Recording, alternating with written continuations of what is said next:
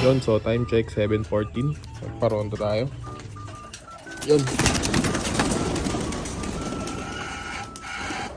Ang ipapainom natin is itong gawa natin na malunggay oregano bawang mix. Tapos hinaluan lang natin ng konting molasses kasi wala na tayong honey. Yun, so maglinis tayo. Inspectionin muna natin. So okay naman. Okay. Sinububo. Tapos yung sa nakalaban ko. Yan, so okay naman. Pati yung sa kapares. Oh. So okay din. So linis muna tayo. Mabilis lang naman to kasi buo naman yung dumi. So all goods na. Ayun, oh. So syempre alam nyo na, isang ganto sa Benting Ibon tuwing umaga. Lakas na naman yung ulan. Sila lumilipad pa. Oh. Time check 7:41. Pababalain ko na.